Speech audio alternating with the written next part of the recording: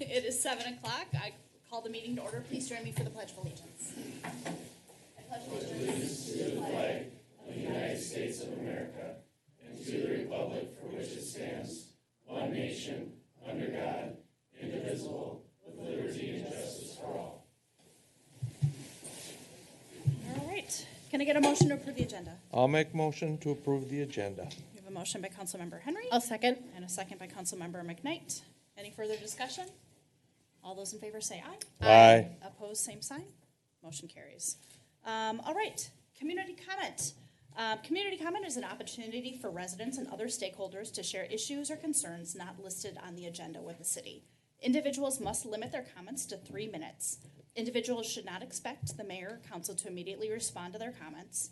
The city manager, if appropriate, will follow up directly with the presenter and or respond to the questions raised during the community comment at the next meeting.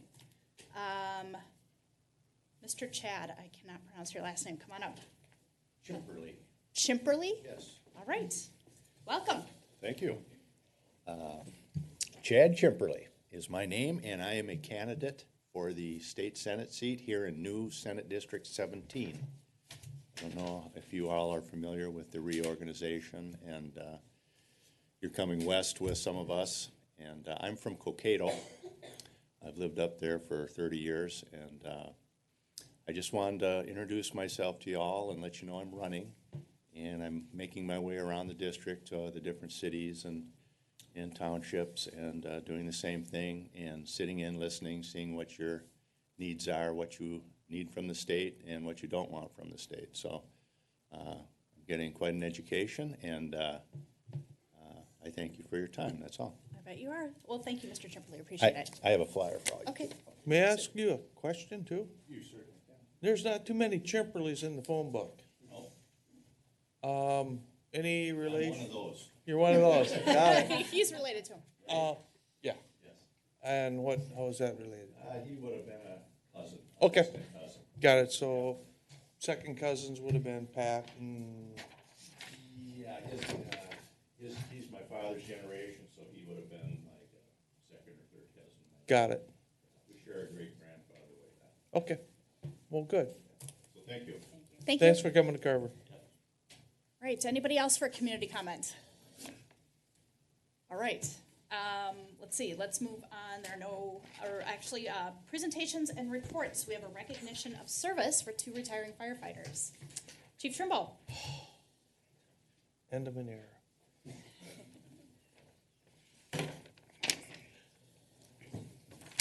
Thank you, Mayor and council members. It's my pleasure tonight to recognize 2 of our members, one of them being Phil Clay.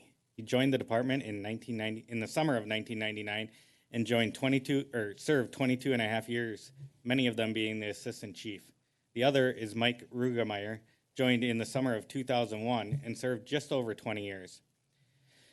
They both were committed to the community to serve it better and make sure that the community was safe in which we live in. Whether it was responding to calls at all hours of the night, including weekends and holidays, attending the ongoing every other Monday night training for 20 years plus, attending ongoing staff meetings, or just helping with community events such as Steamboat Days and the open house. They were always giving back. Mike, we are still looking for that one person to make sure we stay on track with cleaning during the open house.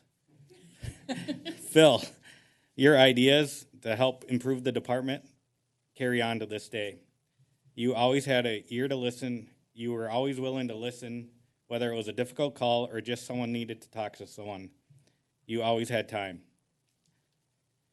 May you never have to do another truck check again. We are proud to call you brother. Thank you and congratulations. Enjoy your retirement. It's well deserved. Thank you. Congratulations.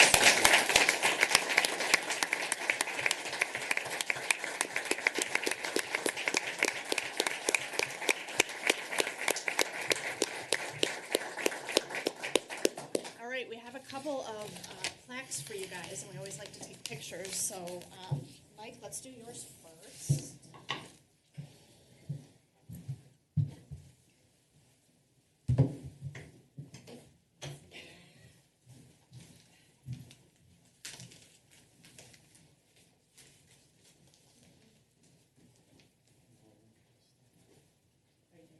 Yeah, there we go.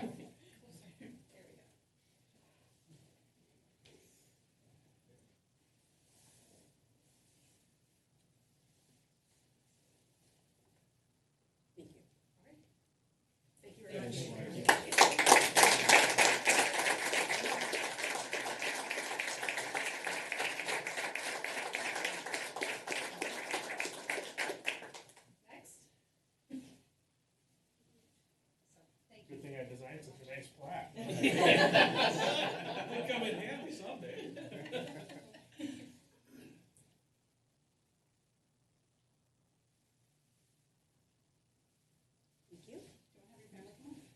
Thank you.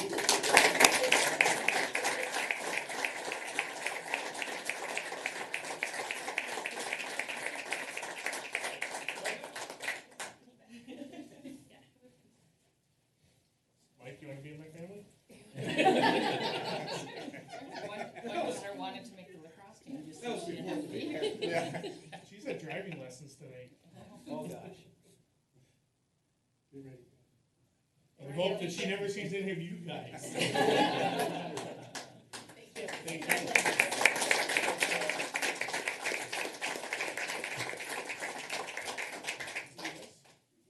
Maybe someday.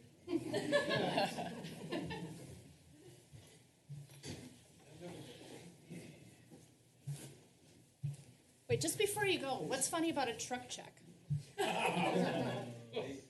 Nothing. Starts here every Monday night for about 20 years. All right. Thanks again. Thank you, guys. Thank you. I'm gonna ask again when we're not in a public meeting. All right. Thanks, guys. Congratulations.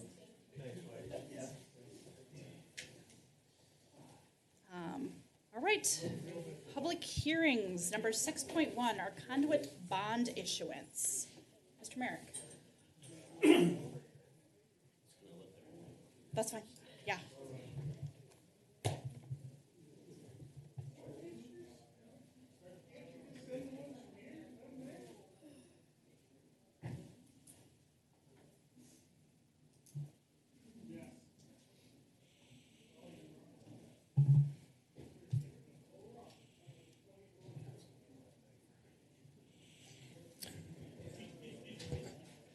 All right, thank you, Mayor and Council.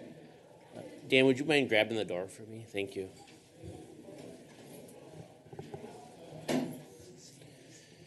So, Mayor and Council, the city received a request to participate in the issuance of conduit revenue bonds. The city's bond counsel, Dan Burns, is here tonight on behalf of Taft. You might not recognize the name Taft, but Mary Ipple has been the city's longtime bond counsel for many years. State statute allows cities to issue conduit bonds, which are primarily issued for the benefit of a qualified 501c3. In this case, it's for Southwest Christian High School. The city takes on no risk of the transaction, no role in the payment of the bonds, and does not pay debt service related to the transaction. I'm going to defer the specifics of the bond to Dan with Taft. Dan, if you wouldn't mind coming forward and just kind of giving the city council a summary of the issuance and answer any questions that they might have. Thanks, Dan. Thank you. Mayor, council members, my name is Dan Burns. I am with Taft Law Firm, formerly Briggs & Morgan. Maybe Briggs & Morgan is a more familiar name. Law firm, we merged with Taft 2020. We would love to tell everyone about it at all those conferences over the past 2 years, but, you know, those went by the wayside. So anyway, before you tonight is this conduit issuance. As the city knows, you can issue government bonds for government purposes, redoing utilities, roads, stuff that are, you know, within the wheelhouse of government financing and construction and projects within the city. But under state and federal law, you're also allowed to do issuances on behalf of 501c3 entities. We have Dan Beckering from the school, Southwest Christian High School, with us as well, if there's any questions specifically about the school. But as Ms. Merrick did a great job of summarizing, this is a transaction that goes through the public, through the city of Carver, but doesn't result in any sort of obligations of the city. There's no lien on any city property. No one will be able to demand, the sort of levying of taxes for the payment, or if any issues with default come up, nothing the city needs to be concerned about. But this is a benefit to the school, and with that comes the sort of fee that is kind of typical of this kind of transaction. I believe it was a 1/4% is what? 1/2 of 1%. 1/2 of 1%. So whatever the final amount is that's issued, it's going to be around $4 million. Whatever the final amount is, that'll be the city fee that will be received for doing this benefit of the transaction for Southwest Christian High School. Are there any specific questions about the documents? I know there's roughly like 100 pages or so of light reading. Really 100 of light interesting. Right. Just one kind of add-on related to city-specific matters. So the city can only issue 10 million in what's called bank-qualified bonds per calendar year. So that's a analysis that we go through when a request like this is made. This has the potential to use $4.5 million of that capacity, which would leave the city about $5.5 million. We don't have any intention, at least at this point, of bonding number one or bonding anywhere close to that capacity. So we feel pretty safe in moving forward with this transaction. In addition to Taft's work on this as the city's bond counsel, Dave Anderson, the city attorney, has also been quite involved in looking at documents and monitoring the process from that standpoint. So, All right. I have a question. Go ahead. What is the timing of the administrative fee? Is that received upon bond issuance, or is that, okay, Correct, that's right, at closing. So at closing. closing, the bank will sort of divvy up the wiring of funds or cutting the checks to the various entities. They'll be paid cost of issuance, including the city. So it's closing right now, I believe, is tentatively scheduled for May 3rd. Okay. We're hoping to meet that deadline, so it'll be right around then. okay, that was the only question I had. Anybody else have questions? I have a question, and I appreciate that it included the context, because my first thought was, why not Chaska? And then it also mentions Plymouth is, Yes, so similar to the bank qualification notes that Merrick just mentioned, City of Chaska had issued one of the tax notes that's being refinanced with the proceeds of this bond issuance. They are at or close to their $10 million limit this year. So because they want to preserve that bank qualification for their own bonds, their own governmental uses, the IRS allows you in their rules and regulations with tax exempt bonds to look to neighboring jurisdictions as long as there's a nexus. So I believe there's a handful of Carver residents who actually attend the school as well. So Carver made a great nexus, great connection, made sense for the issuance. and I'm surprised on the Plymouth. Plymouth would just be another city over. There actually is a family that sends their kids to the school over in Plymouth. So Were there other things that attracted, or that made Carver a good? it's just right being. I mean, you're right next to Chaska, close connections. Plenty of, like I said, I think there's. Dan, correct me if I'm wrong. There's about 20 families. Yeah, and we have a number of staff that live in Carver. Okay. So and Not then to call you out, No but worries. just so folks are watching Sure, at home. no. We've got Sure, sure. tens and tens of people that are watching. Yes, okay, well, this is great. Dan Beckering, head of school at Southwest Christian High School, so appreciate you guys having us here tonight. And yeah, so we do have, and have for decades, had families from the Carver community that have been a part of our school community. As your community is growing, the number of families and staff that live in Carver has also, that attend Southwest Christian High School has grown a lot too. So we feel like our school is really well positioned to offer your community just another educational opportunity if it makes sense for them. Since you came up, Yeah. you know that in the packet we have information about what you're going to do with this money in broad brushstrokes, but can you just tell us a little bit more about the project? Yeah, so the project we're going to hopefully kick off in May is an expansion of our athletic facilities. So we've grown to about our max capacity of 520 students, and we have all the educational facilities to service those students, but right now we're really hitting a bottleneck with our athletic facilities. So this will help build a new field house with 3 gym floors, a much bigger weight room, locker rooms. So it'll be great for our programming, but it'll also be a asset to the surrounding communities. As you guys know, youth sports, they're always looking for space. Yeah. And so I'm sure that our facility will be utilized for AAU tournaments and so on. Very cool. Mm-hmm. Great. Any other questions? So for your capacity for the school, for the number of students, have you seen that you have risen in the last couple of years, that you've had a lot of transfer from the public school system, or have you stayed about status quo?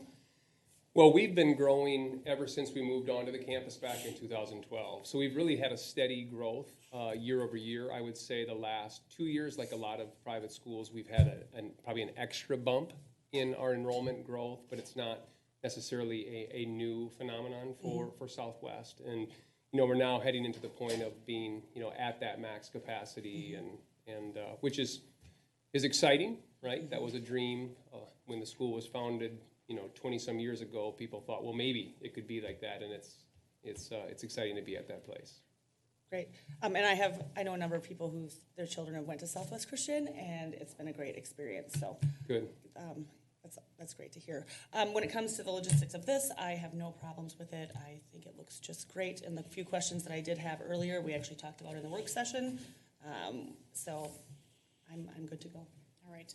I'm going to give you a second, but I'm just realizing that we didn't open the public hearing. So I will officially open the public hearing. And now, Glenn, it's your opportunity if you have any questions. I don't have any questions. Okay, well, that's great. So now that we've opened the public hearing, are there any public comments? Say it 3 times. Are there any public comments? Are there any public comments? All right, hearing none, can I get a motion to close the public hearing, please? I'll make a motion to close the public hearing. Okay, we've got a motion by Councilmember McKnight Second. and a second by Councilmember Henry. Any further discussion? Sorry to jump in, Mayor. Yeah. Before you close it, I just want to make sure, I don't think anyone's attending remotely that wants to participate, but can we just confirm that they were given an opportunity to? Sure. There's a Jeremy. He's with Next Steps. He's with Next Steps. So we should be okay, but. Yeah, okay, so, and Harry is right in the room, so I think we're good. Okay. No, I appreciate it, thank you. We have a motion and a second. I forgot if I asked if there is any further discussion, but is there any further discussion? Hearing none, all those in favor say aye. Aye. Opposed, same sign. Motion passes. All right, now we're at, Courtney, I'll make a motion to approve Resolution 116-22, approving the issuance of an Educational Facilities Revenue Note Series 2022A. great, we've got a motion by Councilmember Mock I'll second. and a second by Councilmember McKnight. Any further discussion? All those in favor say aye. Aye. Opposed, same sign. Motion passes. Congratulations. Thank you very much. Thank you. Thank you. All right, moving on to item number 7, the consent agenda. Can I get a motion to approve the consent agenda? I'll make a motion to approve the consent agenda. Got a motion by Councilmember Henry I'll second. and a second by Councilmember Sayer. Any further discussion? All those in favor say aye. Aye. Opposed, same sign. Motion passes. All right. Up next, under business items, our Next Steps Learning Center. Mr. Davis. Thank you, Mayor.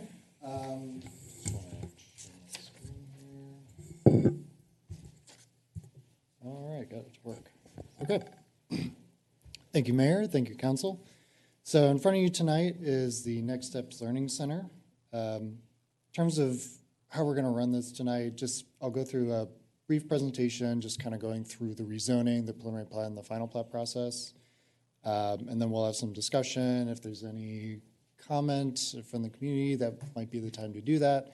And then we'll move forward with the motion on the rezoning and the preliminary and final plats. So if you guys aren't familiar with where Carver Commons is, located on Jonathan Carver, very close to Highway 212. For the rezoning, what we're looking at just from a 10,000-foot level, it's actually staying the same in terms of zoning and in terms of a planned commercial development or designation. Really the deviation or the reason behind the rezoning is for a rear setback reduction from 100 feet that's required for commercial properties when they're next to residential properties, from reducing that from 100 feet to 89 feet. So really changes are very minimal. This particular property meets the future land use map. It's guided commercial. It makes sense. Current corresponding rezoning includes PCDs. So from that standpoint, really no changes. The site is located there, just right next to that Quick Trip off of Monroe. And then here's kind of the plat overlaid on top of an aerial. So where that circle was before, it's located right here. So it's at the end of that existing drive that serves Quick Trip. There'll be a little driveway for next steps. That area deviation, it's this single-story building right here. So this distance here is about 89 feet, which breaches that 100-foot setback. And we'll get into some of the specifics of that later on. For the preliminary and final plats, what we're looking at today is site layout and plan approval. So not just the lots and location, drainage easements, all that sort of stuff, but we're also looking at the approval of the plan. So grading, erosion control, all the fun things about development, as well as the development agreement, which we'll hit in a little bit later on. For the plan review, this process is very similar to residential platting. So what we're looking at today is the rezoning, preliminary plat, and final plat. We're looking at all three tonight in terms of making a motion on them. The public hearing was already completed by Planning Commission, so we're not working with that tonight. The rezoning, just again, it's that reduction from 100 feet to 89 feet. There is a park dedication fee for the project of almost $5,000. There are a few other sort of like letter of credit stuff, escrow stuff that's included within the development agreement. It's not super applicable to what we're talking about today, but it kind of goes in the same vein of what Dave was talking about during our work session. Excuse me, one question. How much did Sure. you say the park dead fee was? It is $4,969.00. Okay, thank you. There, again, just kind of the plat overlaid on top of the aerial. This is a close-up view of that site plan. So kind of showing some of the existing contours, but then sort of laying on what this property would look like. This is a earlier site plan. It's changed a slight bit since then. This is probably what you saw during the concept plan.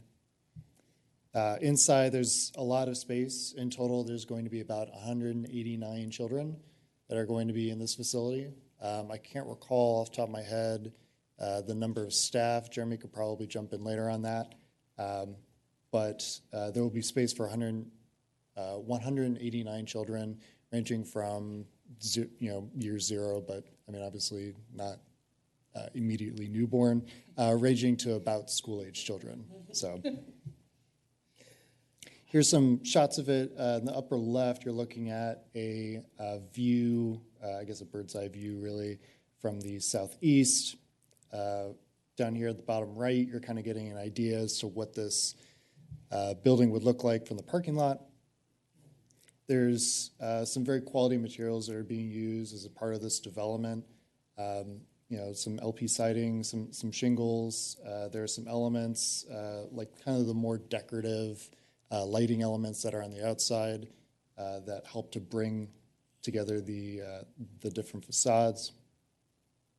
Here's another view, sort of, again, bird's eye, but more from the side of what will be abutting the adjoining neighbors along Meridian Drive.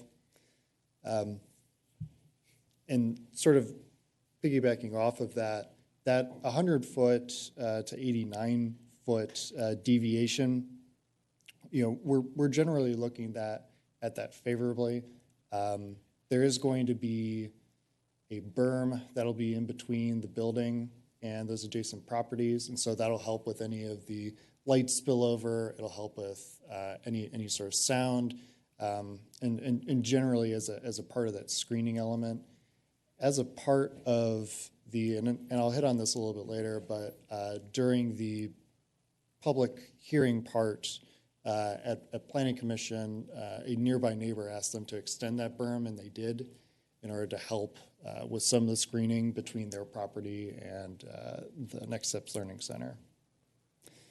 Another change from concept plat, this trail that was originally just going to go north was then sort of extended so that it would be used by the Next Steps Learning Center. So anyone that wanted to walk to this location would be able to very easily.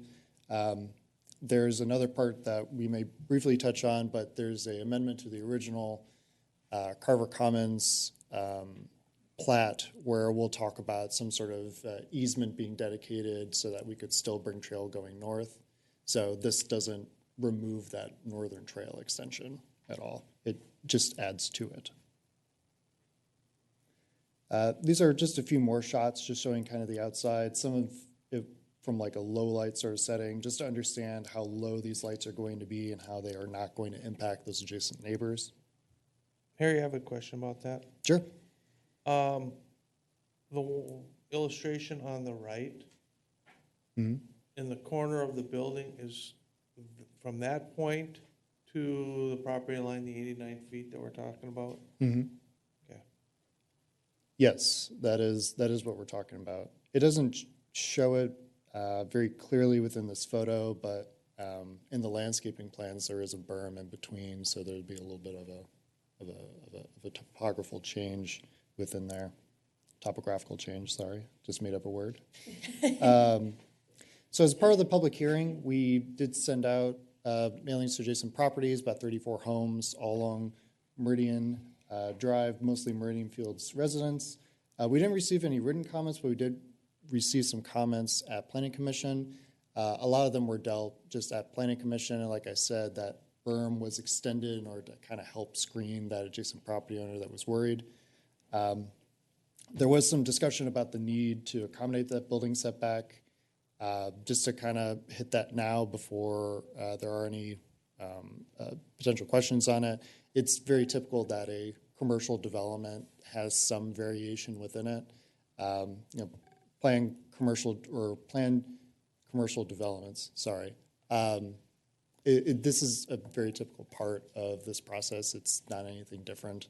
It's not them skirting around any sort of variance procedure.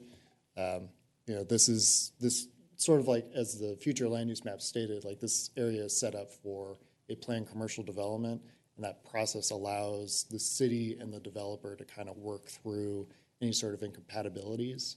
And so we can work through more in a design sense any issues and sort of mitigate the other sort of deviations that the applicant is trying to go through. So this would be the time where we could talk about a lot of that, but from staff's perspective, we're not worried about them asking for a deviation. I'm happy to answer any more questions on that. Is there another spot where you'll list the deviations? I thought there was really just one. Well, the original plan commercial development, I think, had a few deviations, if I'm remembering some of my research correctly. But this particular one, the only thing that we're adding is that we're creating this deviation just for this property and this development for that rear setback. So Narrowed it down. The other ones we've talked through. Yeah, We've narrowed yeah, it down those to are- this one. Okay, we yeah, said yeah, plural those- deviations. I didn't know. If there yeah, was- sorry, I was just talking in the abstract. I apologize. So just to kind of summarize the request in front of you tonight, one is the rezoning of the property to the same zoning that it is, but just adding that deviation within the planned commercial development sort of process. You have the preliminary plat and the final plat, which will together, sort of result in the creation of those lots and the sort of all the development processes that go along with creating the parcels as well as the development on them. Dave, I don't know if you want to hit very briefly on the development agreements for Carver Commons second and the original. Sure, just two of the recommended action items. As you can see, the last two bullet points on the slide, council are to approve the two different agreements related to this development. The first is the commercial developers agreement between the city and the Next Steps developer, which has been finalized with the various parties over the course of the past few weeks. The second is a very simple amendment to the previous development agreement for Carver Commons, which was the Quick Trip plat in that development. As Harry mentioned earlier in his presentation, there are sort of two segments of trail that are going to be constructed as part of this daycare facility. The east-west segment, I don't know if you can go back to that slide that just had the red trail. The east-west segment of that trail is going to be constructed by the Next Steps developer. The north-south portion, which comes from Monroe up to that where it jets to the west, that's going to be constructed by the developer of the Quick Trip plat, Carver Investment LLC, who currently is the property owner here, but they're selling to the daycare facility. And so there's enough money left over in the letter of credit from the first developers agreement, when you take into account what they've built already, to allow them to just take on the responsibility of building the north-south trail, and then it would let the city secure those improvements with what we have in that letter of credit. So again, that other agreement is just a very simple amendment, adding the north-south segment of trail to the list of improvements that previous developer is required to develop. So it's pretty straightforward. It's only about a page and a half long, but if you have questions on either one of the agreements, feel free to let me know tonight.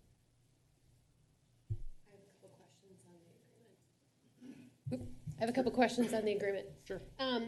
So on the amendment, I'm not sure I totally understood. I understand who's going to be responsible for constructing the trail segments, but who's going to be responsible for maintaining those after they are constructed? That'll be a public trail because it's actually located on an outlot that Okay. the original developer is contractually obligated to deed to the city Okay. once they're done constructing all of the improvements. Okay. So they're done with everything. There's a number of stormwater improvements that are located on that outlot that they're extremely close to being done with. I think the only thing left is for inspections and closeouts. Okay. And then once they're done with this trail, they'll deed that to the city. It'll be a city. Okay. That was that outlot E that was Correct. being referenced there. Okay. Correct. Yep. Okay. Yep. That put it all together for me there. My second question was, I think in the main agreement, and I'm looking at page 15, the letter of credit amount is blank. Yes, and that's so not super atypical for there to be some blanks when you see these agreements, things that are still being finalized and numbers are being crunched. Okay. We do have that final number now. It was just, Okay. I think it was finalized after the packets were Sure. created, but I think the number is just shy of 150,000. So Okay. it's 125% of that Right. Public improvement estimate, which is I think around 120,000. So Okay. yeah. All right. I was just questioning. I figured we were finalizing numbers, but just wanted to make sure. Okay. Nope, that was a good catch. Those are my only two questions about the agreement. All right. Still working through your presentation, or ready for Nope. questions? Okay. Ready for questions? Okay. Lori, do you have any questions? I do, just to, like, I think I may have forgot, with the parking lot, at one, it looks like on the picture that you showed that it would be like two ways. At one time, was it gonna be like kind of a loop, one way in, one way out? That Like, it's a couple is, slides back. that's a good question. Yeah, that one had me. Yeah, so it looks like maybe this was an earlier plan. It looks like it was two-way on both sides. I can't really speak to exactly how they'll stack cars during pickup and drop-off. That might be a better question for Jeremy, but Come on up. Yeah, and then I have a question too for the school bus. Then is there a separate little pickup drop off, or maybe you have a alternate transportation, or just that it's been vetted that there's enough room there? Matt Carver with Next Steps Learning Center. And Ashley Carver. too. So if you look at the parking lot, it actually just got rotated. So if you go back to that, the photo that was in question earlier, the single parking spaces were moved to the opposite side, but it's the same amount of parking spots, but we're able to curve it around and actually add space, which makes it easier for the garbage truck, and also gets vehicles closer to the front doors when you're carrying young children. So as far as. Yeah, this is, yeah, sorry, this is Jeremy on the phone as well. So the question for the school bus, the big thing there is this curve allows for fire trucks and school buses or our semis that deliver all the products to get around. All right, thank you. That was my question. Christine? So I want to make a comment again, and obviously we discussed this at the last meeting that we had. So I'm having a little trouble with the zoning variance because this was a raw piece of land. This wasn't something that we were trying to retrofit into an existing space that had been used in a different capacity. This is no reflection on what I think your business will provide here in Carver. I'm very happy that you have chosen Carver to build. This is more of a staff and a policy issue for me, that to say we are going to, that it's often common that we go outside of what our own zoning ordinance is to have these variances.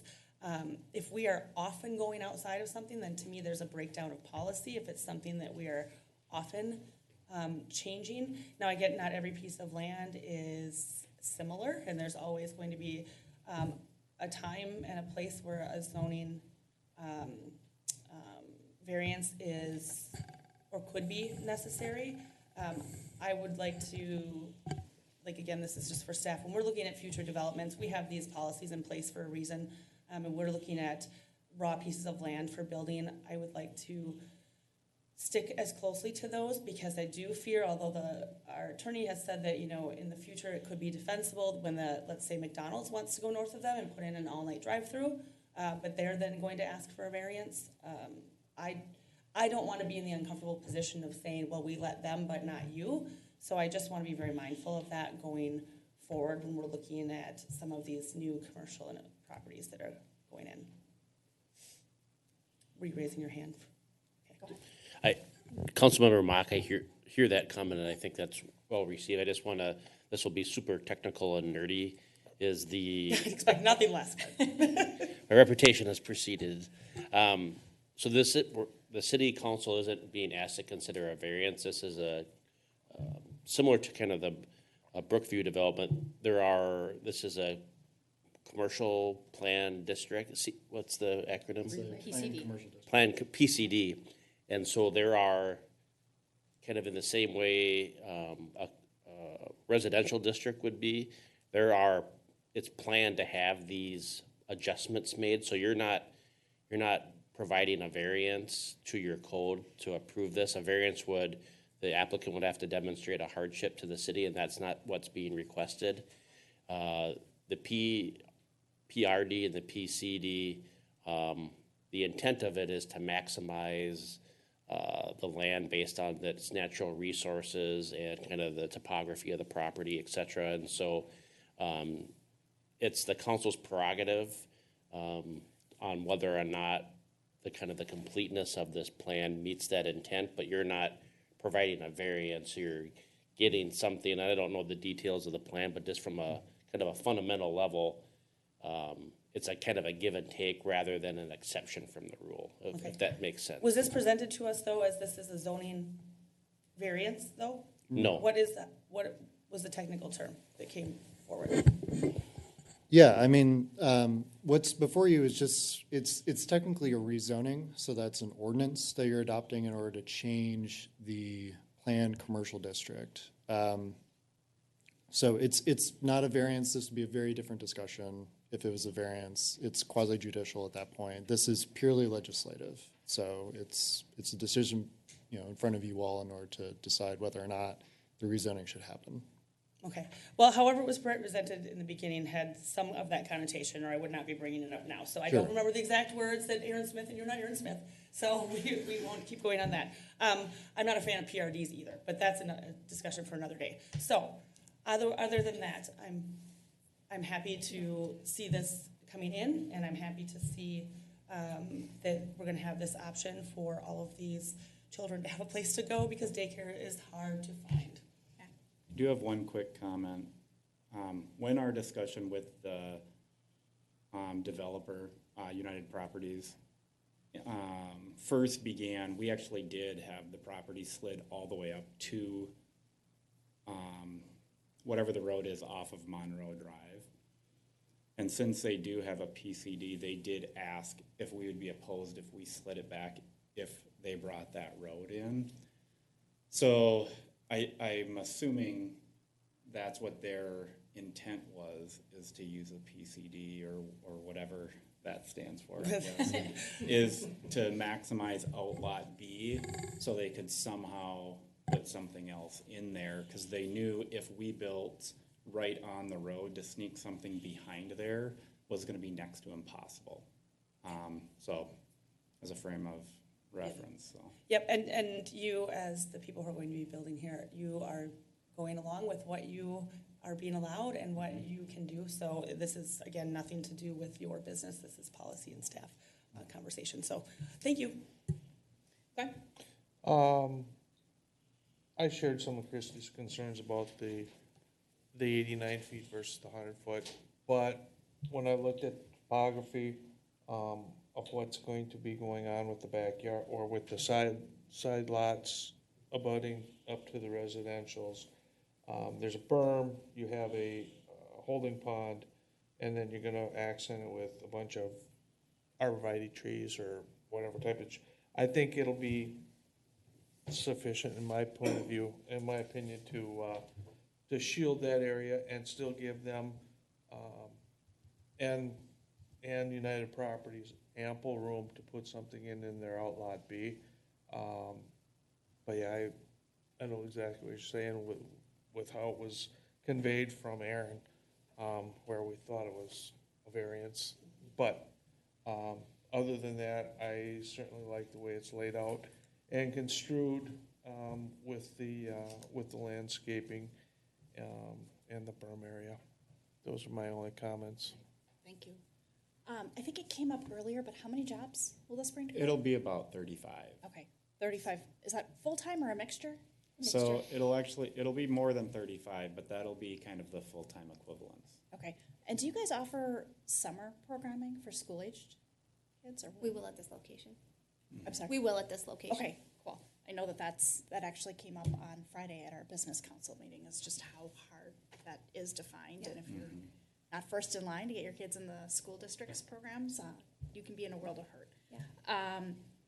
I think this is great. I think the building is beautiful. I think it's going to look really nice back there. I think all of your buildings really look great. And I'm excited for this to come to the city of Carver. I sat in on the planning commission meeting where we saw this. It was either February or March. And there were a couple of neighbors who participated in the Zoom. And they made the comment that, we know something's going to go in there. We're actually thrilled that it's going to be a daycare because it's a very Monday through Friday, painting brush strokes at 9 to 5 business. It's not going to be causing noise at night, So the neighbors are thrilled. And you guys did a really good job on working with the neighbors' requests of that, putting in that berming. So I appreciate you being flexible and responsive to their requests and suggestions. So thank you for that. My only question, and it doesn't deal with your property so much as it deals with the trails.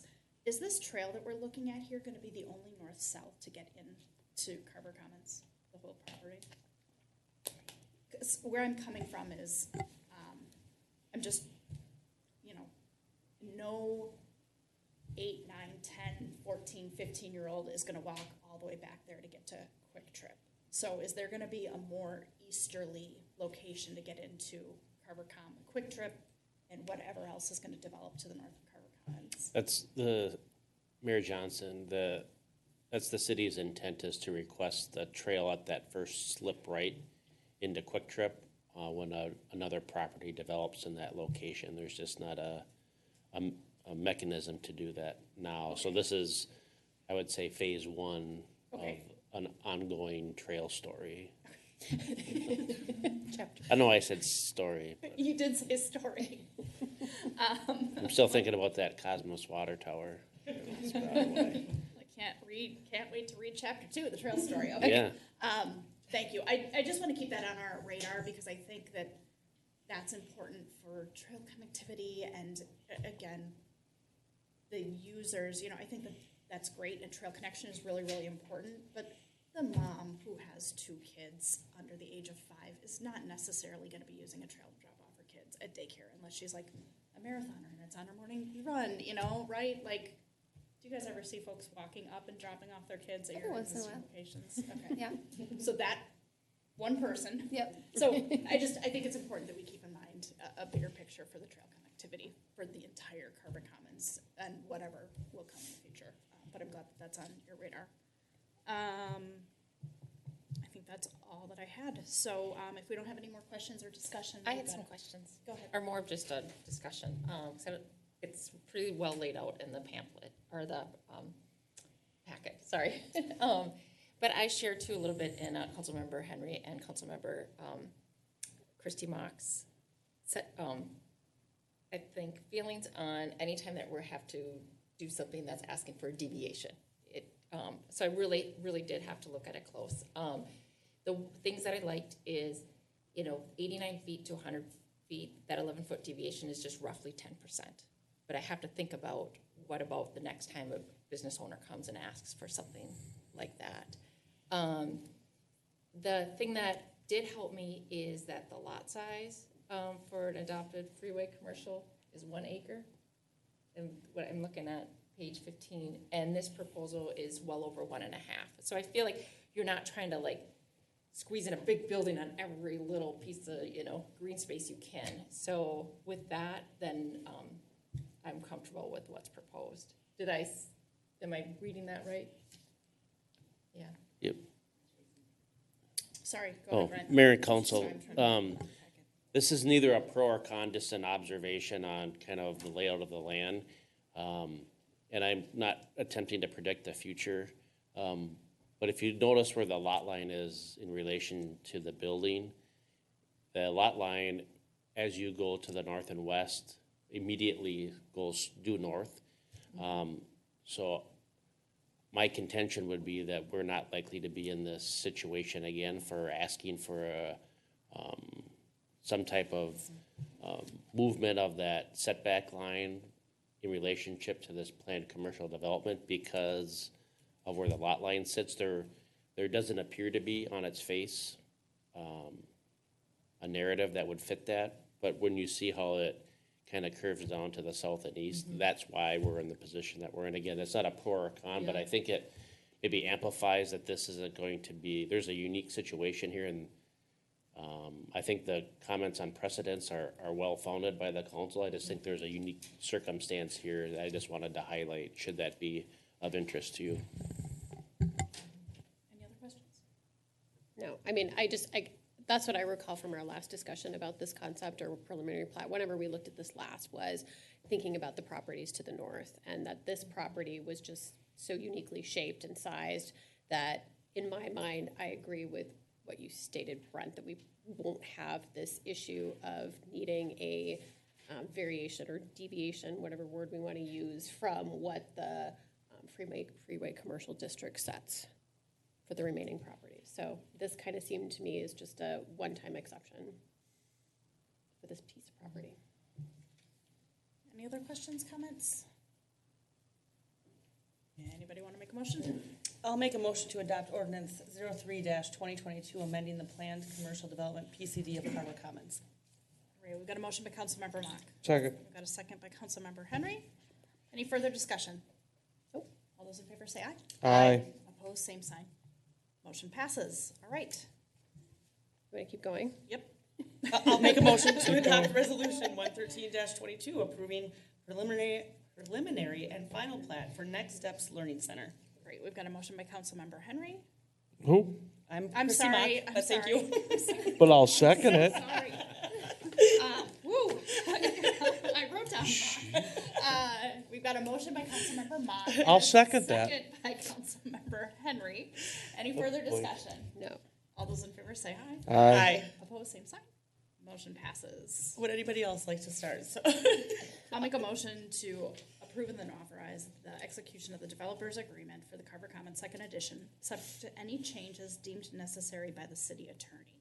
I'll second that. All right, we've got a motion by Mayor Johnson and a second by Councilmember Henry. Any further discussion? All those in favor say aye. Aye. Opposed, same sign. Motion passes.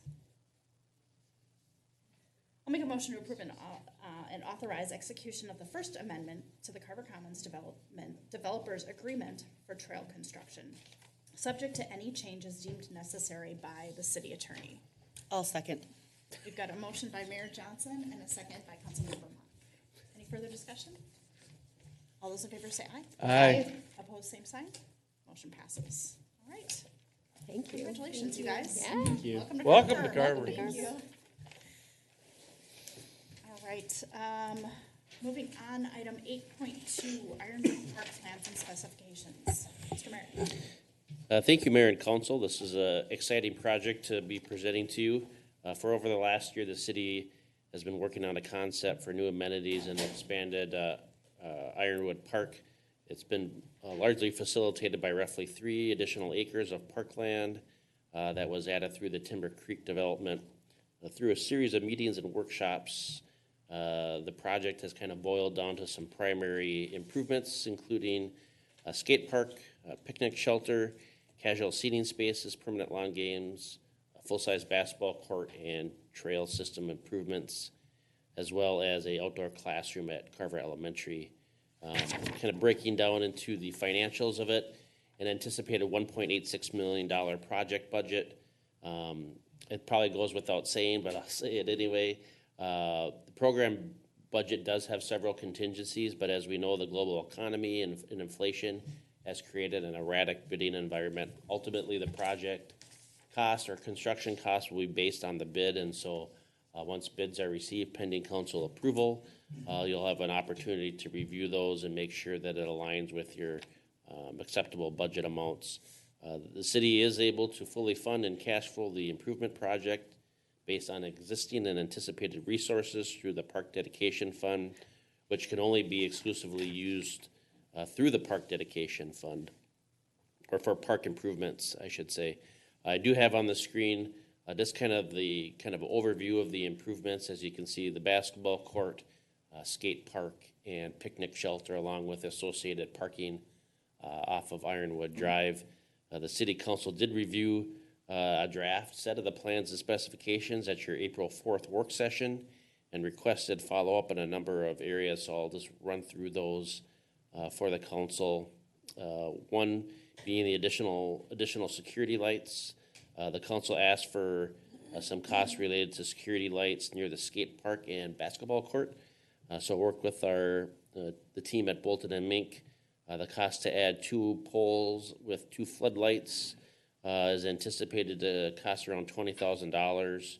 This system would also be sized to accommodate future addition of floodlights near the basketball court. I'll pause there. Mayor and Council, do you want me to stop at each one of these, or do you want me to run through the balance? Can run through. Okay, I'll continue to run through. The council also requested a cost associated with a water fountain amenity for dogs, so that cost is anticipated to be $1,000. There was a comment from the council related to park signage and color scheme. Following up on that comment, the city has already approved signs in Community Park, our water treatment plant, and the fire station public services building with the inverse of color, so blue on the top, green on the bottom. So those signs have already been made by Promotion Graphics and are scheduled to be installed. So if you'd want to change the color, that's fine. It would just be different in Ironwood Park, so that's something we're looking for some feedback from the council on. Also followed up, excuse me, with a meeting with the school district related to comments the council made about a location of a portable restroom facility or satellites that would be screened. Looked at the opportunity of locating them closer to the bus turnaround near Carver Elementary, and a really good conversation and a perspective that we frankly just weren't aware of is the district would prefer the restroom facility to be as far away from the parking lot as possible. It's a unfortunate opportunity where sometimes students can hide near that facility during recess, or people not associated with the school may be around, so they wanted the restroom to be located as far west as possible. And so in having that conversation with Chad, we already have our facility service through our trail system, through our contractors. So we'd be looking to work with Chad and the design team at Bolton and Mink to have something a little further away from the parking lot, but also keeping in mind not impacting the view shed from the memorial bench that's in that circle area. And then finally, just talk briefly about a storage facility for recreation, or if not recreation, for youth athletic associations.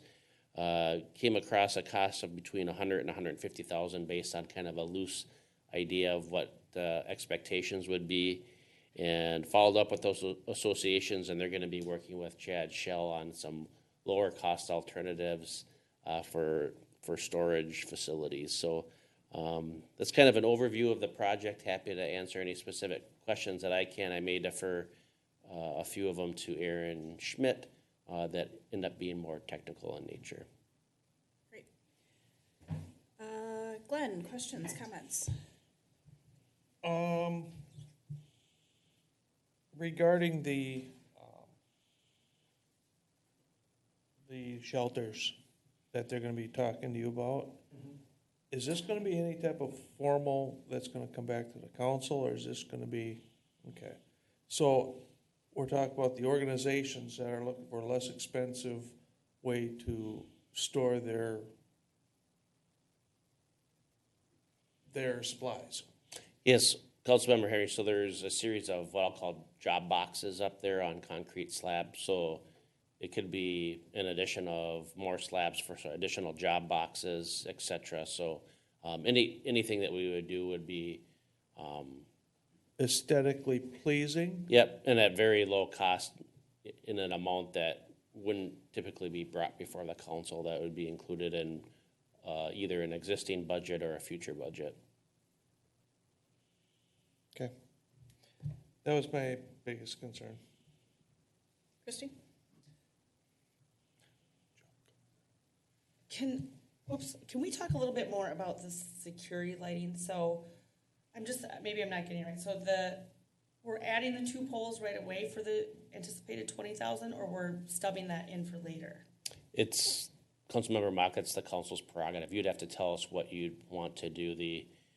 And Aaron, maybe you can kind of run through the detail of what they'd be getting for the cost. But the way that we're envisioning the council would do this is when you approve plans and specs tonight, or when you consider approval, if there are any of these pieces that you want changed, that you would add them as conditions of your approval. So, for example, a motion to approve plans and specs, and also add additional security lights as noted in the memo, et cetera, et cetera. So Aaron, would you mind getting into the plan detail, please? Yeah, so the $20,000 estimate was for running the wiring all the way out to the skate park, adding the 2 lights at the skate park with the floodlights on them. As we're running the wire out there, we're gonna size the wire so it will be able to light up the basketball court in the future. So we were just planning on setting a handhold near the basketball court that they could essentially, tap off of later and add additional lighting around the basketball court. If that was ever was selected in the future as wanting to happen. So it's just setting ourselves up so it doesn't have to have new wiring in the future is really what it boils down to. Okay. So if I'm looking at this correctly, the 20,000 right now is the biggest chunk that we're looking at, because the other one's 1,000. Am I missing any other dollar amounts? Okay. So while I'm not excited about adding additional cost to this park, because we've been kind of adding and adding, with my history in Park and Rec and knowing the age group that uses skate parks and some of the mischief that can happen, I think the best thing that we did is lighting the one down here and having it on a busy road that is very visible for any kind of that mischief, where this one is going to be set back a little bit farther. So for me, having some lighting there sounds like a very good idea, not only for possible vandalism and mischief, but for physical safety of people who might be back in the park at that point of the day. So again, I'm not excited to add $20,000 to it, but for me, I think it seems fairly important to do it. When it comes to the $1,000 for the water fountain, I'm fine with that. That's a kind of minimal amount to this, but I guess I'm for putting in the additional lighting and then having it stubbed for later if we want to move it along. When it comes to the park signs, Brent, remind me, I know that some of these are already made, and that's great. I certainly wouldn't want to remake them for any reason. When we were talking about the trail signs with Aaron, was that where we were talking about flipping the green to the top part? Yes. Okay. And so, okay. So then I don't have any other comments for the signage either.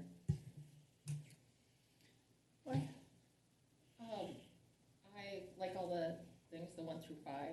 I do support the additional security lighting. That was something I had brought up at a previous meeting. I like what's being presented. Joy? Yeah, I support the additional security lights for all the reasons that Councilmember McMock said. So yeah, a water fountain amenity, that's $1,000. That's no big deal.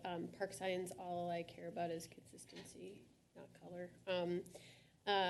And I like that we're looking at other alternatives for the storage. I think it's a benefit to have that storage there, but I'm guessing there are cheaper ways we can do it. So I appreciate that. Any other comments? As far as the lights, I just want to clarify, we're talking like security light versus flood lighting and lit facilities, right? Yeah, it's going to be similar to what's in Community Park. Correct me if I'm wrong, Okay. Brent. Same concept. Okay. The lights in Community Park tend to be, and they're fine, and I think it's the same concept, but I think kids can play real late with just one security light. So they're out there at kind of all hours of the night, which is fine, and it's good to see kids active, but I think that will not necessarily prevent mischief, I think, is a couple lights. I'm in the same boat as you, as I have a lot of budget anxiety about this project right now, and knowing the world that we're living in, and kind of having seen it creep up just throughout the scope of the planning process. But I think that this would be $20,000 well spent for this case. The water fountain, it's only $1,000. That seems relatively small compared to everything else in this. I think it's better placed at a facility that's more for dogs, like a dog park, but I could go either way on that. Love to have a dog park. No, now we're going on that. I wouldn't. Okay, park signage, let's see, I actually think that the blue on top, the community park example that's in there looks lovely. And the satellite restroom location, I don't care where it is, as long as it's not where you can see it first and foremost when you're sitting on that bench. And then storage facility, I have no doubt that you will find an acceptable solution with the associations. I don't think it's the city's job to be in the storage business, so I think we can keep a few things for them, but yep. Mayor and Council, just one question related to the lights, just because it might tweak the design a bit, related to expectations. Two scenarios. One, the lights are there, the city parks close at 10. Is your intention to have those lights go off at 10, or is your intention to have these lights on whenever it's dark up there? Just so I can clarify, so we get the right design for you. In my mind, if it's a security light, it's on all night. See, and I'm the opposite. The same as the community park lights go off at 10 o'clock because the park closes, then these would go off. And then if there are people in the park, then the police would say, our sheriff would say, the park is closed, you need to leave. Because they turn off every night. Is it 10 o'clock, Chad? 10 o'clock. 10 o'clock? So I guess for me, I was considering them as regular. Any other park light is going to go off at 10 o'clock. And then again, as the park is closed, as any other park in Carver is closed, then our officers can be on the watch for people who are there after hours. So if that's the case, then I would question why we'd have security lights if they're not going to be on all night long, and why spend the $20,000 on it if they're going to go off an hour or two or 6, depending on the time of year, after dark. So if it's not a true security, I would prefer to have it be a true security light and have it be on anytime that it's dark out. I'm open to that. I think as it's far enough in the park too, as long as it doesn't disturb the neighbors and they're pointed in the right direction. Obviously, we're gonna have a foot candle issue at the property line, but, Courtney, I'm more than fine with that, more than fine. Anyone else have thoughts on? I don't have strong feelings about it. I mean, my first gut was to be consistent with the rest of our other parks, but if we have issues, keep it on all night. So we'd plan to design it with that option to keep them on during dark periods. Okay, that's fine. So in other words, we're going to encourage kids to be up there well after the parks are closed. Is that what I'm hearing? That's a leap. They're gonna go there when they want. Well, But if you the know what, then lights the are on officers at will be able midnight, to see if them. the lights are on at midnight, 15, 16, 17-year-old kids, guess where they're gonna go?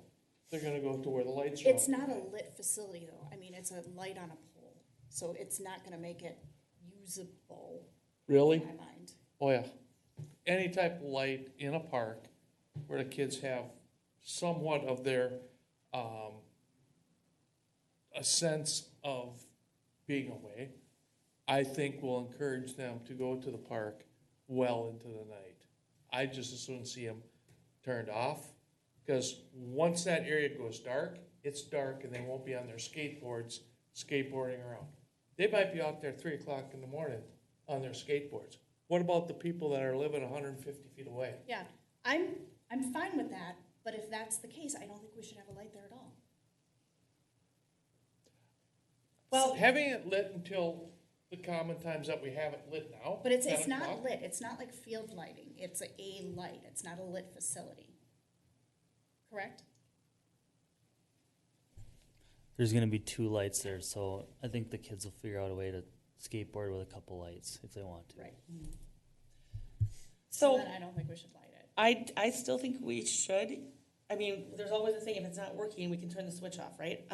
But because we live in Minnesota, I mean, kids are going out and they're on that skate park well before it's, getting dark at 9 p.m. and well after. I mean, because if we think, and I know this only because of Steamboat Days, the sun sets at about 8-ish in early September, right? But it's still warm, so they're still gonna be using it well into October. And depending on the weather, I've seen it past that.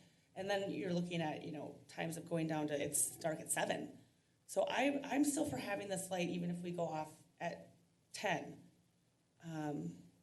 I still think it's gonna serve its purpose to have it on during those times and to go off at night. I think it will. And I'm listening to all the discussion here. And at first I thought I could, maybe go either way, but I'm leaning towards that it goes off at 10, but that it is necessary because of the time changes that we have through the entire seasons. Yeah, and I'm just trying to think this through, so do we have any idea how often the fields up there are used in the fall? And what that looks like in terms of when those lights are on until 10 at night? I thought they're 10:30. No, we can't Parks be close at consistent 10. with the other. We'd have Okay, to I get was thinking it that, was 10. we'd have to 'Cause report back on that. I'm just thinking data. that potentially provides some lead over light that would make that for a teenager usable. I don't know, so it just seems silly that if it's gonna go off at 10 o'clock every night and not be a true security light that's on, then why do it? Here's can we coincide the lights at the skate park to go on and off with the lights at the field? Reason is there's gonna be riffraff there late at night with any type of lights whatsoever. There's gonna be kids there, there just are. And I don't know if you want kids at 3 o'clock in the morning up skateboarding. I don't think that's a very good idea either. So I think any type of lighting that's gonna be on a skate park should coincide with when we're gonna get rid of the lighting on the fields. If they're shut off at 10, let's shut them off at 10. If they're shut off at 10:30, let's shut them off at 10:30. Councilmember Henry, the lights are programmed for the field, so they're not on every night. They're only on when someone's using the field, so that synergy wouldn't work. But I agree with you, Glenn, because saying that, you know, if we do have this light, there will be people up there at 3 a.m. or in the middle of the night or 11:30 or whatever the time is, and you've got those homes that are going to be there, and it's going to make noise, and kids are loud, and youth are loud. But the park closes at 10. I'm still for getting the lights. I am for having them turn off then at the park time, whatever that time might be, every day, so that it's not just on when there's something else. Because if we've got lights on the other field, then to say that we're going to just coincide with that, then the whole park would be black, unless I misunderstood you. But. No.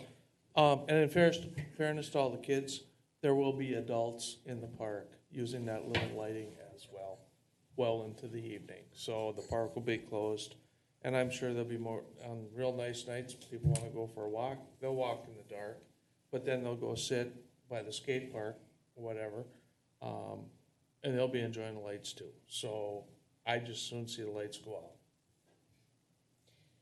Can I ask a question? So in our existing facilities, I'm just trying to think, you know, because this additional security lights would also potentially allow us to have lighting at the basketball court. So the basketball court is a new amenity for us, right? Skate park we already have. Do we have any other sort of park amenities that we light today, in a similar fashion? I mean, I'm thinking of the skating rink / Yeah, Chad, would you mind? Sure. It's just during the winter, it's the ice rink, and in the summer, it's the skate park. Those are the only amenities. Okay, so in the like. summer, if people want to play, I'm forgetting the word for the game. Pickleball? Pickleball, thank you. If you want to play pickleball during the summer, the skate rink is not lit in the summer. Correct. Okay. But it could be. We just haven't talked about that.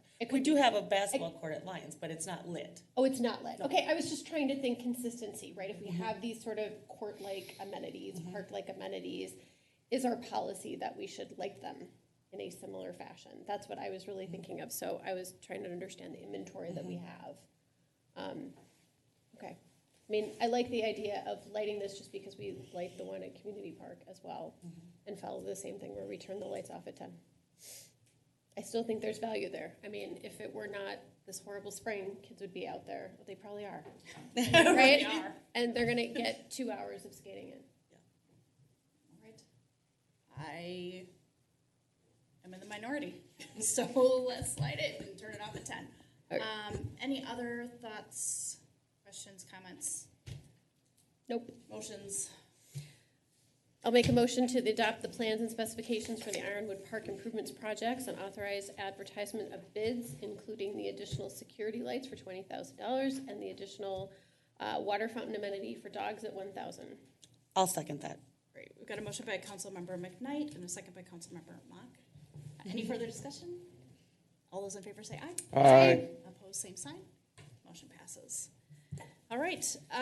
Let's see, Brent, we passed up on the strategic plan update in the work session. Yeah, thank you, Mayor and Council.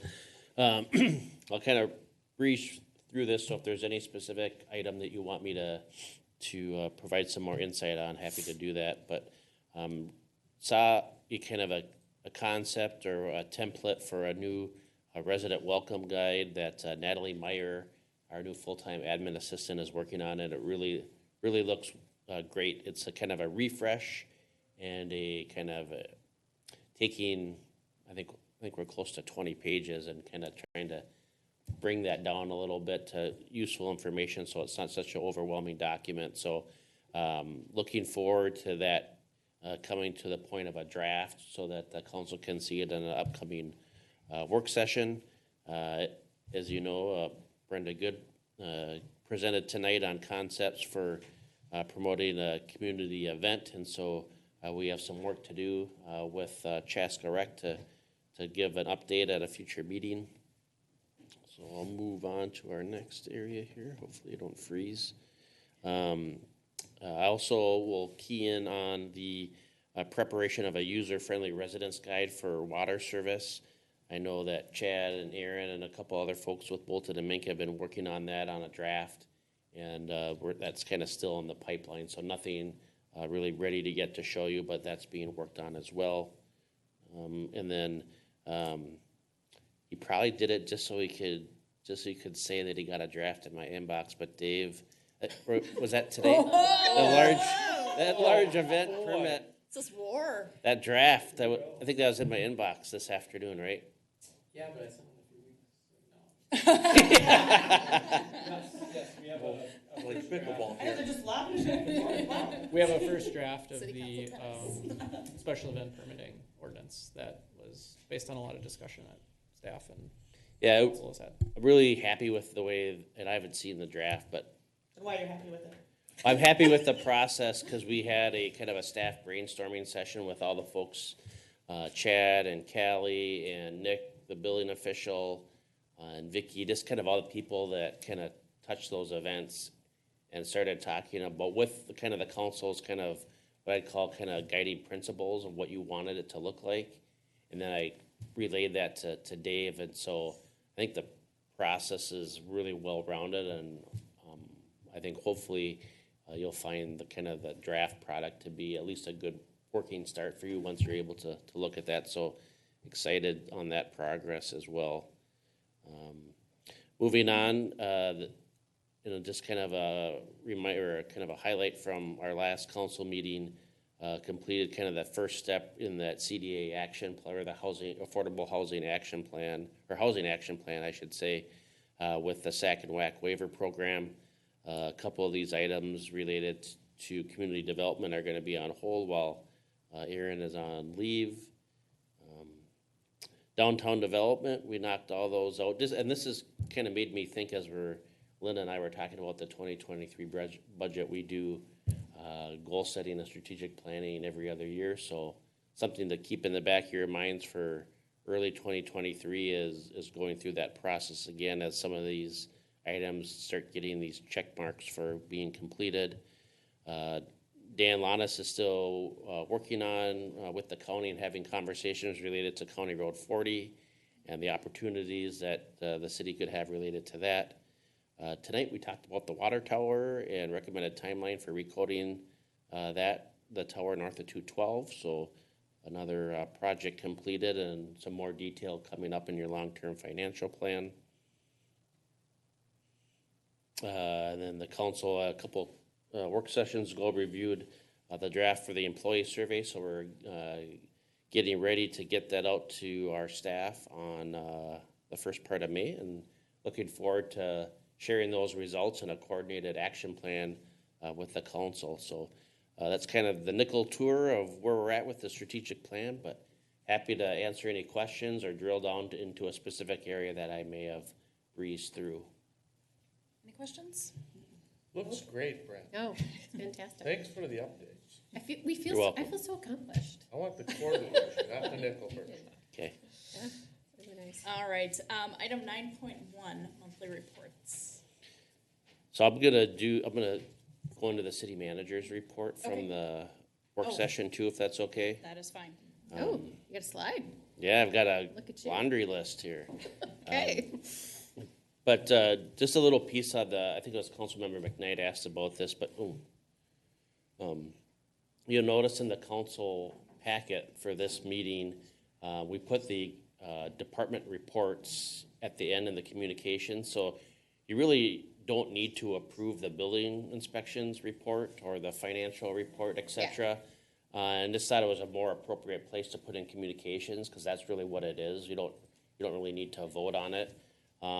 I will point out, and I was really excited to have Lynn on board, but if you look at the financial report, not that anything before was a less than, but Lynn really did a wonderful job in laying out kind of a new format for the financial report, added some graphs and charts, et cetera.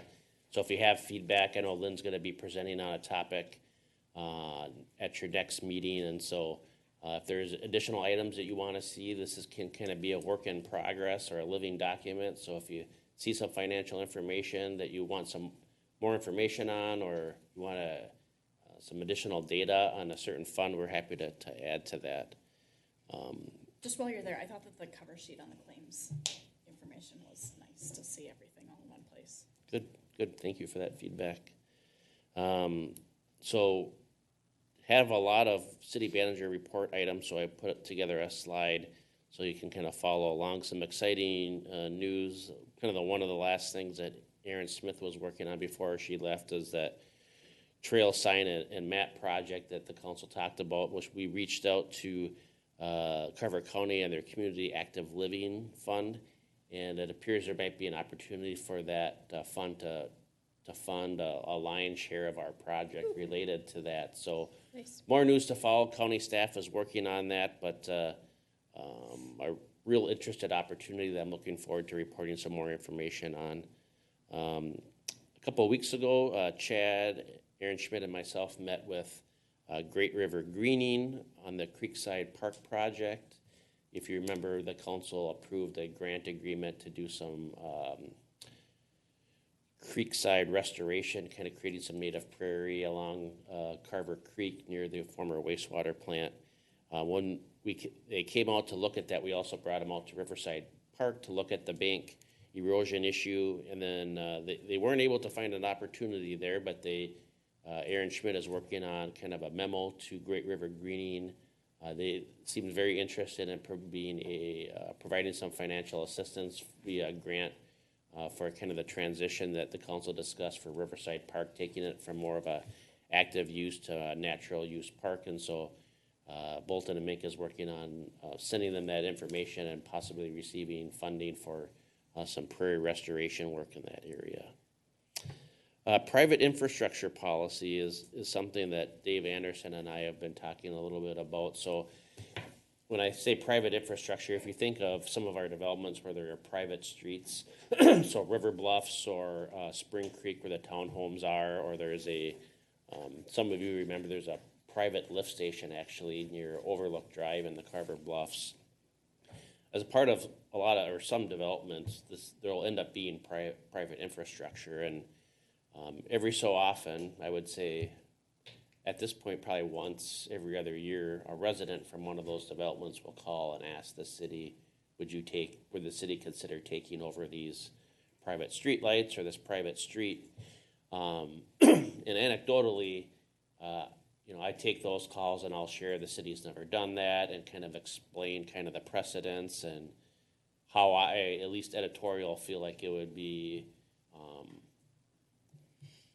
a kind of a tough choice for the council and the city to make this based on all the dynamics that go into that. The problem of that is kind of multifold. One is just my editorial comment. And so what we want to do with Dave's help and the council's feedback is to build a policy based on private infrastructure. So it's not just based on staff's opinion of the matter, but then also kind of lays out the framework for why these private streets are put in. And then if a resident calls, there's at least a policy that the council has discussed and vetted and says, okay, this is our position on that. Because quite often when these issues come up, I think handling them on a case-by-case basis is kind of fraught with like emotion and like the financial situation, because at times HOAs don't put enough money in to maintain this private infrastructure, and then they're in a position where there's a lack of funding to do, I would say, basic elements of like road maintenance or any type of infrastructure maintenance. And so wanted to work together with Dave and the rest of the staff on building a draft policy for the council to review and maybe consider for adoption. Is there anything I missed in that explanation, Dave? No, the only thing that's interesting too is there's some important legal considerations when it comes to, sure, we'll go out and plow snow because your HOA isn't plowing the private street. There's statutory provisions that actually say that if a city does certain maintenance work, even a minimal amount of maintenance work on private streets, over the course of just a couple of years, that it, by operation of law, becomes a city street. So you want to be careful about how you're even agreeing to do things. And I think it's good to have something memorialized in a policy, not only for staff to be able to kind of point to that and say, this isn't just me telling you we can't do it, but we have a policy about it, but also for, Public Works when they have plowing requests and other things. It can be a bad idea to even, go down that path a little bit, because you could end up backing your way into being the new owner of a private street. So that's just another consideration, I guess, that's worth talking about. I have a quick question on that. How many, if just a ballpark, have we, private streets, have we had come in the last few years? The only ones that I can think of is the river, and the River Bluff streets were constructed already, but the development just kind of occurred within the last 5 years. Does Oak Tree have one? Oak Tree does have one where the villa lots are. Yep, Oak Tree Court. Oak Tree Court. And Brookview. Okay.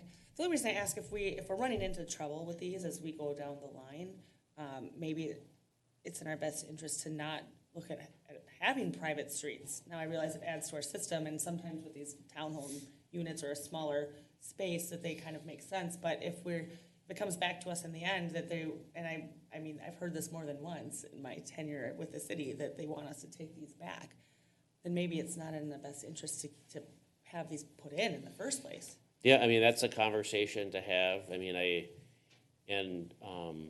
think it was with Councilmember McKnight, but we had a conversation, but it's even things that you might not think of, like there's private trails, there's a private playground in the Carver Bluffs neighborhood, and eventually, if they're not maintained to a certain standard, because we do that, the city as a business, maintain parks and streets.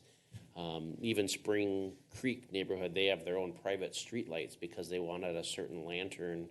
But then it gets to your point, Councilmember Mock, of how flexible do you want to be and allowing people to not build a city street and to do a private street. The whole conversation that we can have as a part of that policy discussion. Mm-hmm.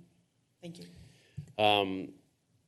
Going next on to the peddlers, hawkers, solicitors, and transient merchants, so kind of language that we don't often use, but kind of a sign of an ordinance that needs a refresh is, so this is an ordinance that Vicky in the city clerk's office gets into a lot as they she's ended up, and I think Brenda Good as well, end up calling the city attorney for clarification. And I know the council got into a little bit with food trucks, but there's just some really antiquated or old language in there.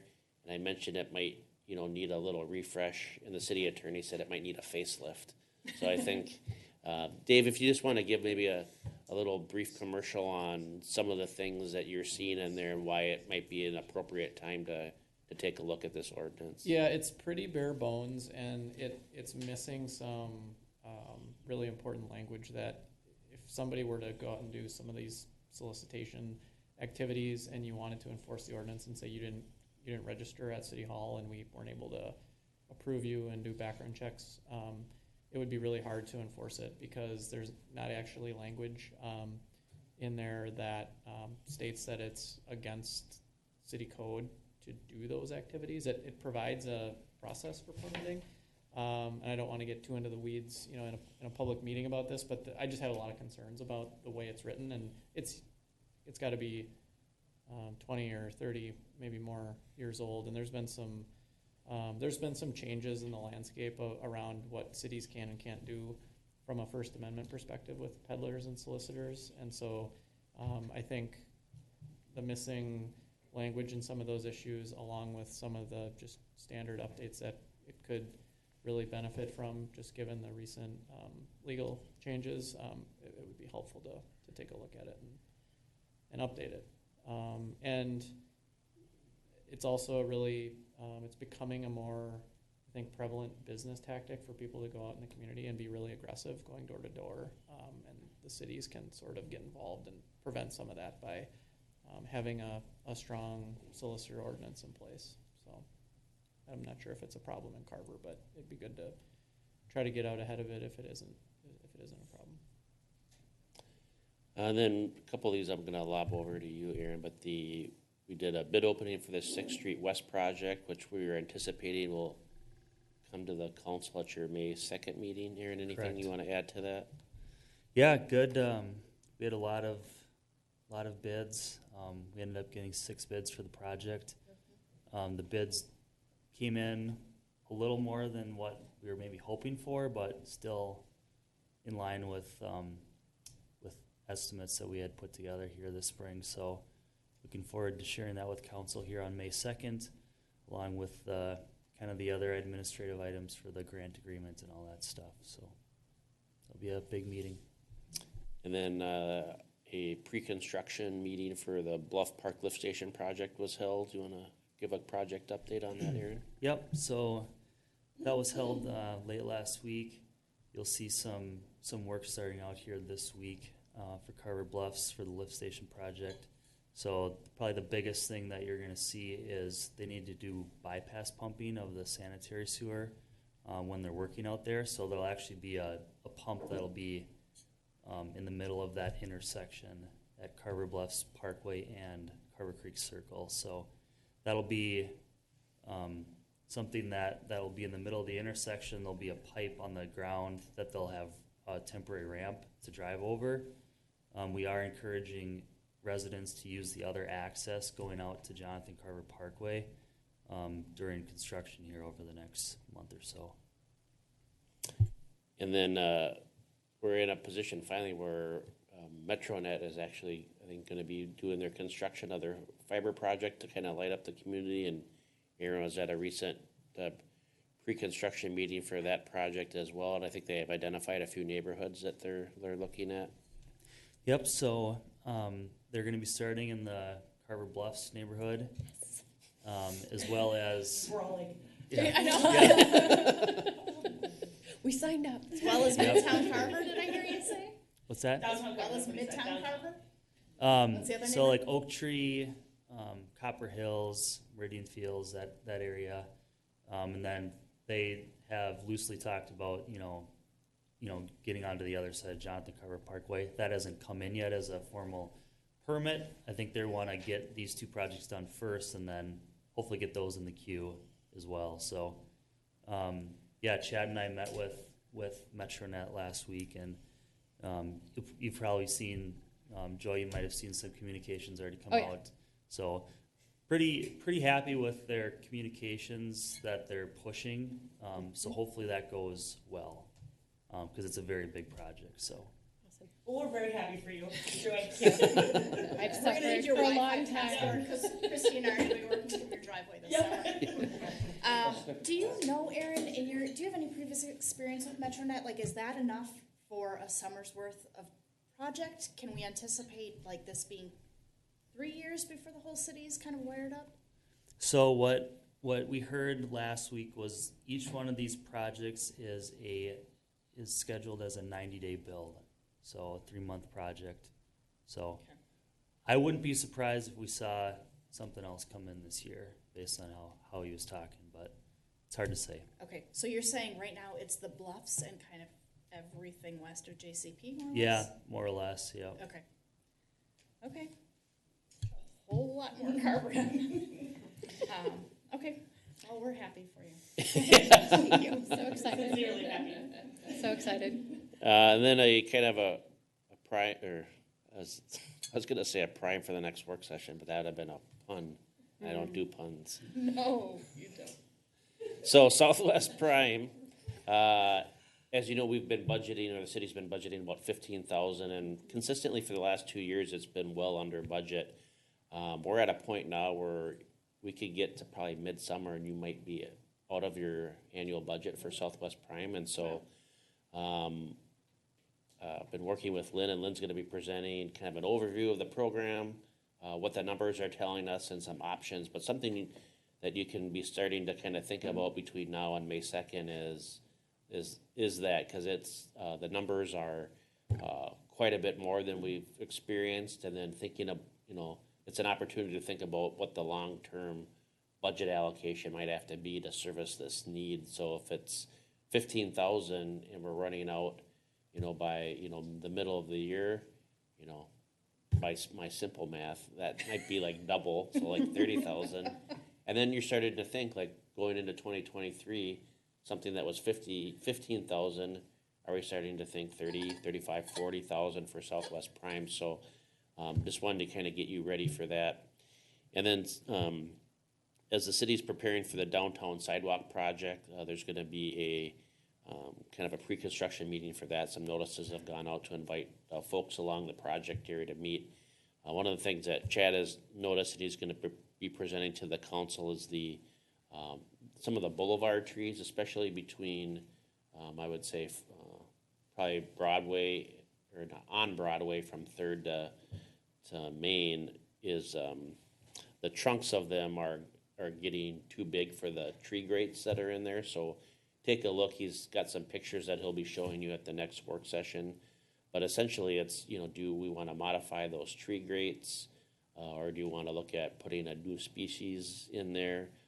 Just something that we wanted you to be thinking about. And Chad will have a lot more detail for your May 2nd, or for the May 2nd work session for you to be considering. And then one of the things I wanted to point out, and Chad and his team will be working on this, but we do have a new contractor for spring cleanup days. So it's been Elite for a number of years, and now it's Suburban Waste Haulers. Is that services? And so we'll work with their team and educate them on the process. But just kind of wanted to point that out, that it is kind of its own unique thing, and so there is a process that Chad and his team came up with last year that was great, where there's a tag is put on an item that's not acceptable for pickup, and we still plan on doing that. But we'll be prepared should there be any issues, and we're going to update or work with their team as we get ready for that. And I really want to applaud Chad's team and Lynn and Vicky and all their teams, Brenda Good and Brenda Efta, because of how these bids for that service came in. We really did have a lot of runway to get notice out to folks. And so everyone has expedited the process to get the May utility bill out so that we can get that notice to folks on the May 7th date. And so we expect to gain a few days on that, and it's been in large part or all in due to the work that the team has done to kind of expedite that process. So I wanted to thank them for that work. So. And people are very excited for our Christmas in Reverse. Very excited. I'm also very excited. It is Christmas in Reverse. That's all I have. Thank you. All right. Let's see. Rural intersection lighting safety project? Oh, yeah. Yeah, so those are just FYIs, Mayor and Council, if you want me to go through them. So essentially, the county received some funding to do lights, so that's some correspondence. They're going to be adding a light to the intersection of County Road 40 and 11 near the former water treatment plant site. Right. And at Main and 11 too, right? Main Street and 11. I thought I saw two on there. That's what you just said. That's what 40. Oh, 40, sorry. But I thought There's there was another two one on where there. There's another. Okay, got it. Thank you. Yeah. Anyway. It's not that late. Okay, let's see. Council updates. Glenn, do you want to go first? Christy? We had HPC last week. We welcomed our new member. And then the house that we had in for application is actually kitty corner behind mine. But if you're on 4th Street here, kind of across from the hair salon, it's the aloe green or the light green house. So they came in for windows. So again, we have another property owner who is upgrading their historical home. So that is good to see. I mentioned earlier in the meeting that I did have a talk with Brent about possibly getting some of those walking tour pamphlets out so that when City Hall is closed, that people are able to grab those, especially with the number of people we have meandering with their ice cream cones in the summertime.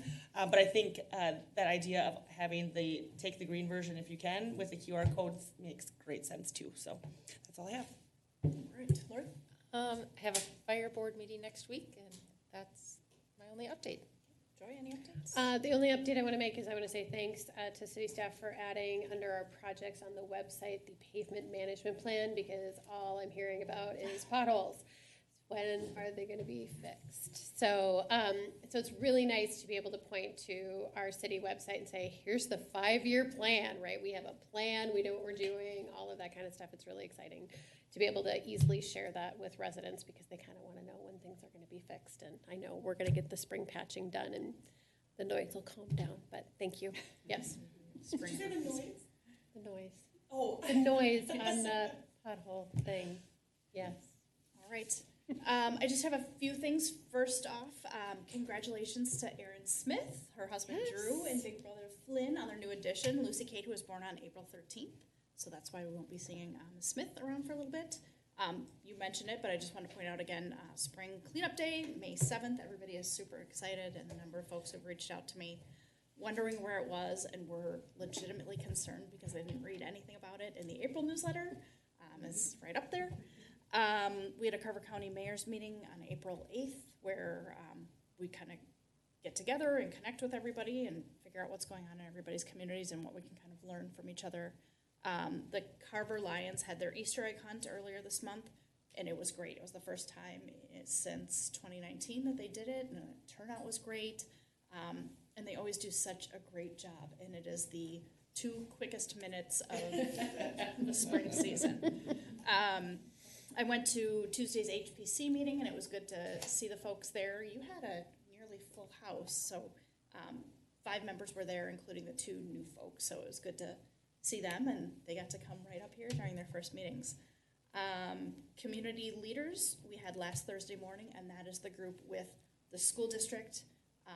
The school district convenes, and then it's the city managers, mayors, and county commissioners for each of the 4 communities that are covered by our school district. And so they did a little bit of a focus group on personalized learning. What else? I think that was about it for that meeting. And then I think the only other thing that I have was the Carver Business Alliance was last Friday. So we're continuing to have a good, mostly consistent, but ever kind of growing group there. So we'll have to make sure that we invite the Next Steps folks to the May meeting now, please. That is it for me. Yes? I know this was missed during the work session, but any city council requests? Oh. No. Thank you. Thanks. All right, I would entertain a motion to adjourn. I'll make a motion to adjourn. A motion by Councilmember Henry. I'll second. A second by Councilmember McKnight. All those in favor, say aye. Aye. Opposed? Same sign. Motion passes. All right, good evening, everyone.